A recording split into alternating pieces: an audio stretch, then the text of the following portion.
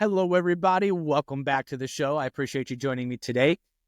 Today's video is going to be about turning 20 common terms and themes that I see with clients into actions. And I think these are going to be common things that we can relate to, but let's just go ahead and start diving right in. So I wanted to create a level of a promoted or Zach's dictionary, and this is the start of that. So the 20 terms we're going to talk about today are anxiety, depression, motivation, patience, procrastination, perfectionism, overwhelming, fear, imposter syndrome, self-doubt, comparison, inconsistency, confidence, waiting for the right time, people-pleasing, negative thinking, stagnation, lack of opportunities, commitment, and prioritization. And so these were the first 20. These are the biggest, most common themes that I get with my coaching clients. And what I want to do is run through each of them. I think this is going to be on the shorter side of my video content. And what we're really going to do is provide some succinct definitions and then some actual actions to take. So with that, let's start with anxiety. I find anxiety is simply having too many options in front of you. So the actions to take from this is simply narrowing your focus, cutting the noise, and picking a priority. So I previously made a video where I mentioned just solve the biggest problem all of the time and do that over and over and over again. That's what this is. You cure anxiety by just picking something and working on it and focusing on it and getting it done to completion. That's it. That is my personal resolution to anxiety. Second, depression is the exact opposite. It feels like hopelessness and sadness. And so you see no options in front of you. So it's the opposite, where you need to take that step back, make a list of all the things that you need to do, rank them from biggest priority or biggest problem to solve to lowest problem to solve, and then boom, do them one at a time. So it's the opposite side of the spectrum, where instead of going, oh my gosh, I have 10 things to do like anxiety, which one do I pick? Depression is, I have no idea what to do. I don't know what next is. So again, line out the possibilities on the table, and in both of them, pick your priority, focus, knock out one at a time. Third, motivation. I will be fully transparent. I hate this word. It took me a lot of time to figure out how to solve it, but really motivation to me is a lack of habits. It's a lack of habituation, because discipline beats motivation. And so really the way to overcome this is you're not just going to build discipline overnight, but start with super, super small habits. Full transparency here, read Atomic Habits. That will answer this question really at the end of the day. But you start with small habits, very manageable ones. Be humble enough to admit you have to start small. Then every week or every other week, either take that habit to the next level or add in another habit to stack them. So an example, people maybe want to work out and get more fit. So small habit to build is getting ready to work out and go to the gym.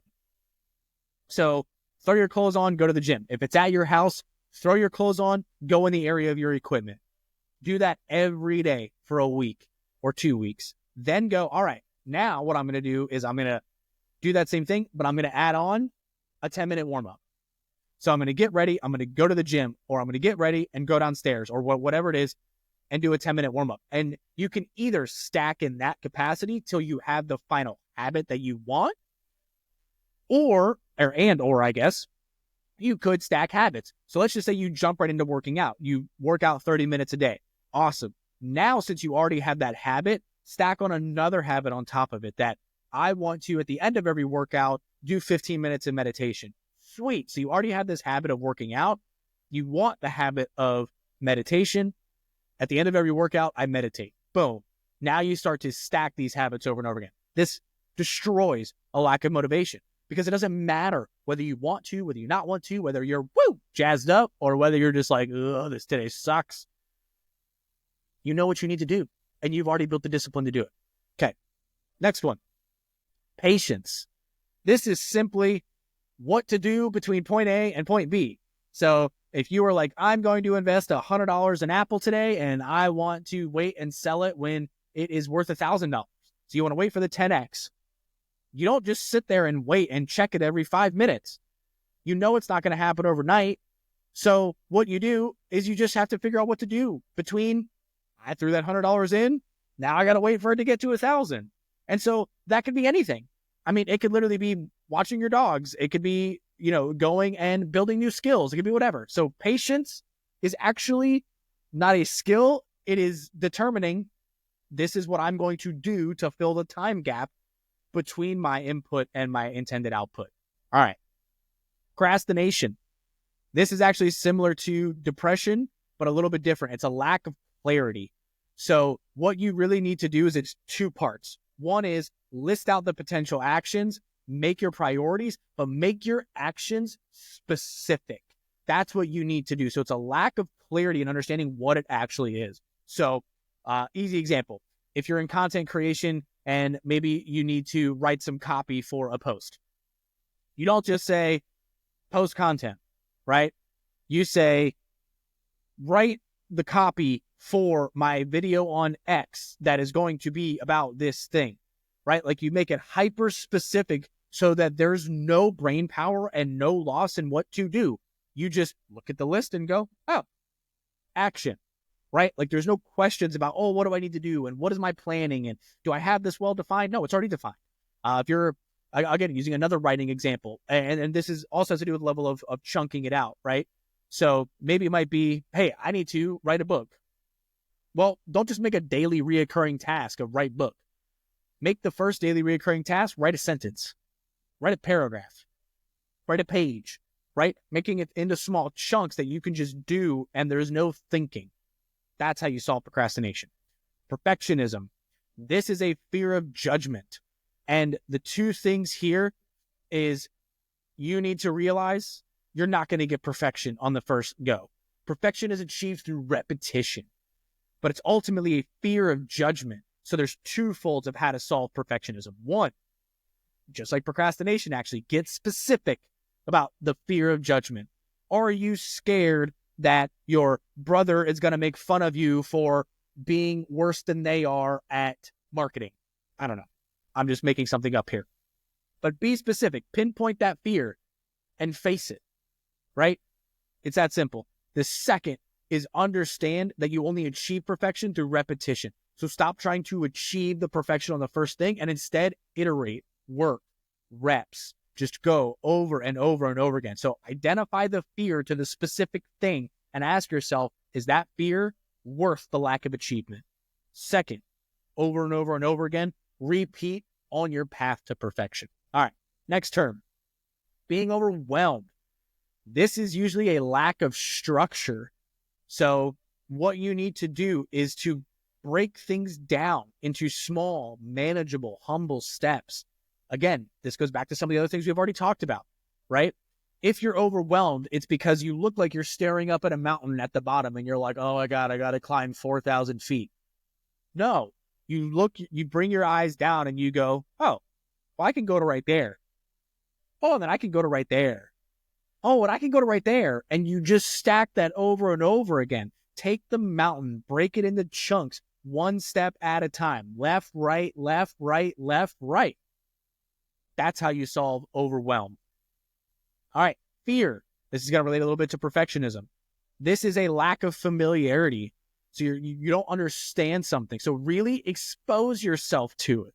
So if we relate this back to the perfectionism, a fear of judgment, I said iterate is part of that problem solving.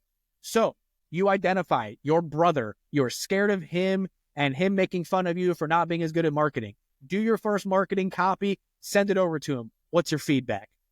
He might give you shit. He might talk some smack, but hopefully he actually gives you feedback. Expose yourself to what that fear is, right? And then you sit there and you iterate over and over and over again. And that's how you eventually get to perfectionism, but expose yourself to the fear. Myself going to content creation, I was scared of putting my stuff out here publicly versus my one-on-one coaching environment that I've been in my entire career or my entire aspect of doing this stuff. But I just had to do it. I just had to expose myself to it. And yeah, have I gotten some negative feedback? Great. Have I gotten some positive feedback? Great. But I faced that fear by just slow exposure. All right. Next term, Imposter syndrome. This is a lack of action. You feel like an imposter because you don't have the proof, but you only get the proof by taking action. So never stop building. Never stop acting. Continue to stack that side of the scale that says, I am who I say I am. Okay? Imposter syndrome. Lack of action. Never stop taking action. That's how you kill the imposter. Kind of along with that, self-doubt. This is the same thing. It's a lack of proof. So, but I'm going to solve it in a different way. The self-doubt, solve it by documenting your wins, no matter how small. Again, you want to eventually get to the point of working out.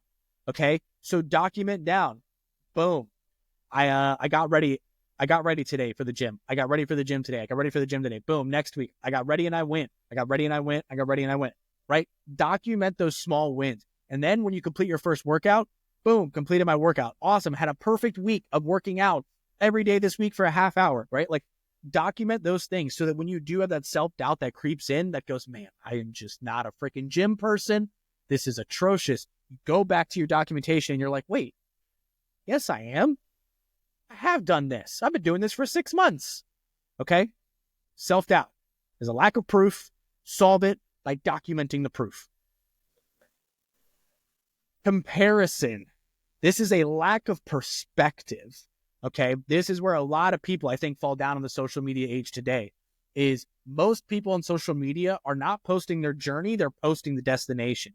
We look at where we are in our life and we compare ourselves to that destination and we go, I'm trash because I don't have that destination. But what you don't know is that person is on chapter 20 of their life and you're on chapter 2. They didn't get there by doing what they're doing now. They got there by doing all of the crap and the BS and just the iteration of over and over and over again to get there. So stay in your lane. You know what to do. Continue to just take action and build that stack of proof. And if you are going to compare yourself, because like I said, or like I said in a different video, I believe it was, you're some of the five people you spend the most time with, incorrect. You are the sum of the 5 people you compare yourself to. Understand that your comparison is the goal. It is not comparison to you right now. That is the other key difference to solving comparison. Change your perspective to understanding you're comparing to them because they're where you want to be, but you need to go on that journey to get there, so stay in your lane and continue to act. Next one, inconsistency. This is a lack of systems, all right? So create repeatable processes that remove the thinking. Systems will trump willpower. So this is similar to that building discipline over motivation, right? But this is where you are doing the things, but you're not doing them as consistent as you like. So you want to work out 6 days a week, but you're consistently doing 3. What is the repeatable process that's going to allow you to make sure you do it 6 days a week? You know, for myself, I finally had the first year of my life consistently working out 6 days a week in 2024. How did I do it? I made the repeatable process that I was waking up at this time. I would do a couple hours of work. After being awake for 2 hours, I could drink caffeine, which is what my pre-workout was. I would take my pre-workout and then I'd go into my workout. Boom. Like it just created this systematic approach that I ended up having the time constraints that ended up making the consistency. And at the end of the year, it was, holy crap, I've made the best gains I have. I'm in the best shape I have. I haven't done my blood work yet. That's one of the things I'm going to do here in Q1, though, to know if my blood work is better. Just all of those things is make the repeatable processes and systems. Okay, next one, confidence. This is a lack of skills if you lack confidence. So how do you build confidence? You build confidence through repetition. How do you build repetition? Through taking actions. And the thing that you need to understand, by failing a lot. Nobody who has the high-end success got there by success after success after success after success. It was failure, failure, failure, success, success, failure, failure, success, failure, success, failure, failure, failure, right? It's this ebb and flow, ebb and flow. But usually the failure actually doesn't take you backwards. It keeps you where you are. If you think about most of the times you failed in your life, it wasn't this giant leap backwards because you failed once on a presentation. You just weren't still good at presentations. So you were at the same spot you were before you did it. So the successes will take you up. The failures are pretty much going to keep you the same, maybe have some small dips, unless it's something massive, right? Which does happen from time to time. But then you also know how to not have that massive failure again, right? So building confidence is by building skills, which you build through repetition of action, which is therefore competence. Okay. This one, I wasn't quite sure how to word, so I'm going to admit I would like to come up with a better word for this in the future, but it's just a common theme of this waiting for the right time. Now isn't the right time. This is honestly, I boil down to a fear of change. People are looking for this perfect time, but in all reality, the perfect time was yesterday and the next best time is right now. You're just scared of change. You're scared of failure. You're scared of looking stupid. It is just this giant ball of fear. And what did we say fear was? A lack of familiarity. So you need to expose yourself to it.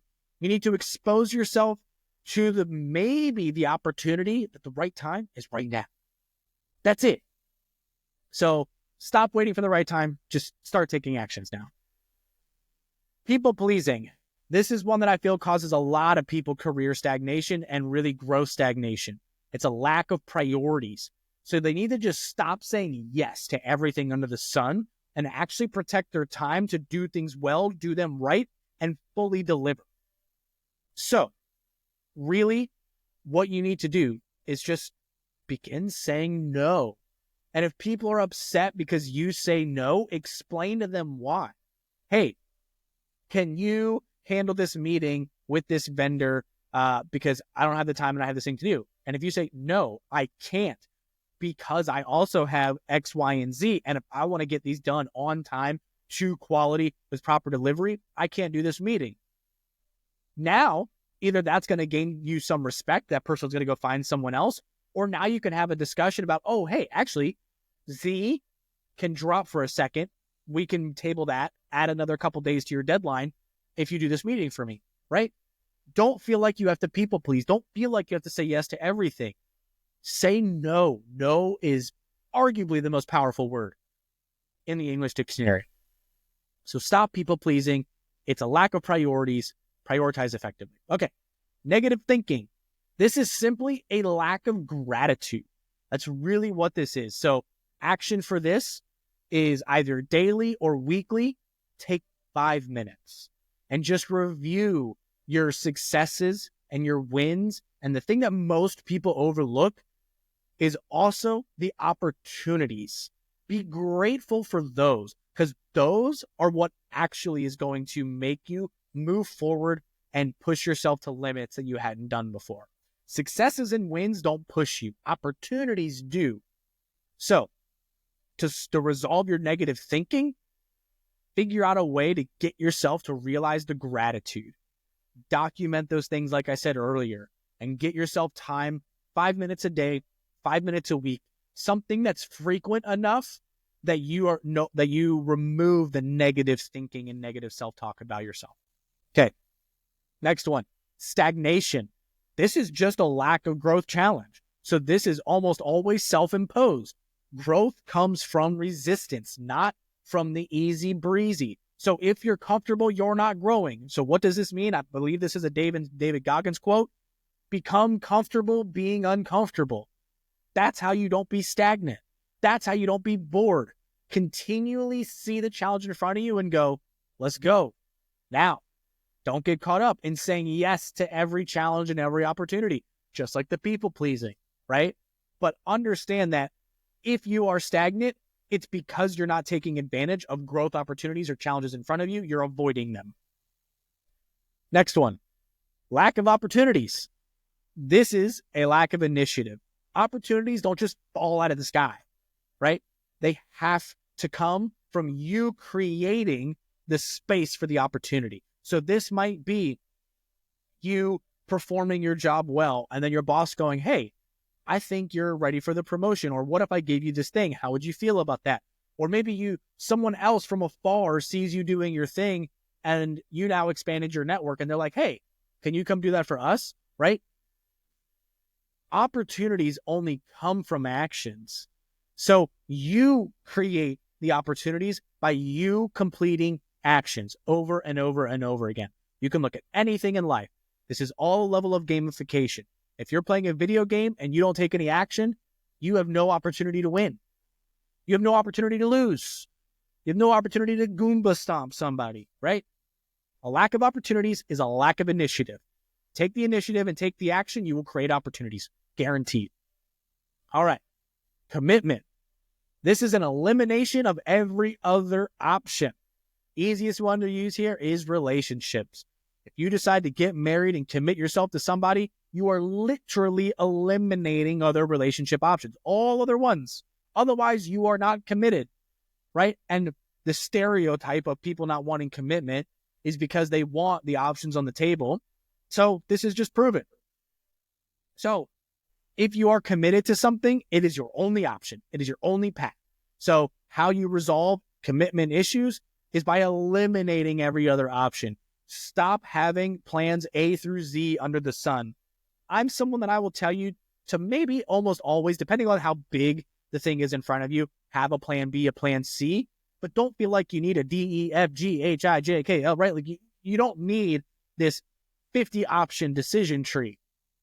You need maybe a plan A, B, and C. Maybe B and C, right? Like those are optional. Otherwise, identify your problem, create your solution, commit, and go.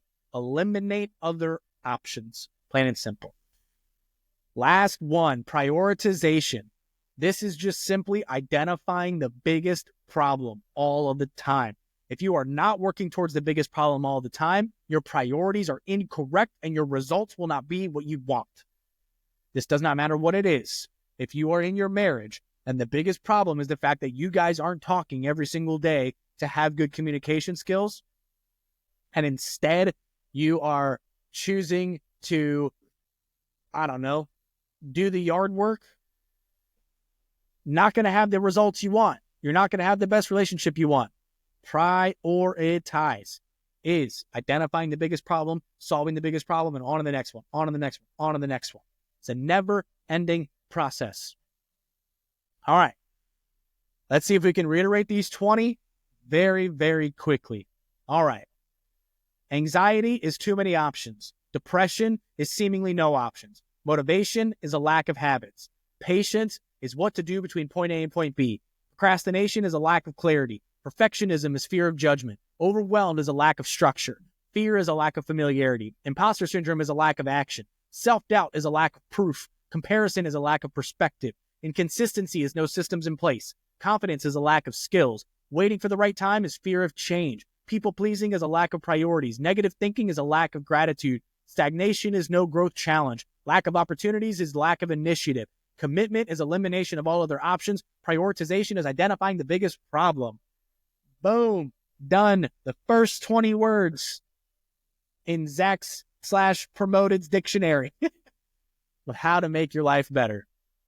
If you like this type of content, if you like what I did here, hit the subscribe button, hit the like button, hit the notification bell so you get the release of everything. If you have anything to add, subtract, comment on, leave it in the comments below. If you have content creation feedback, leave it in the comments below. I will respond to every single comment that is left. And again, I appreciate you joining me today. Thank you for your time. And until our next video, thanks.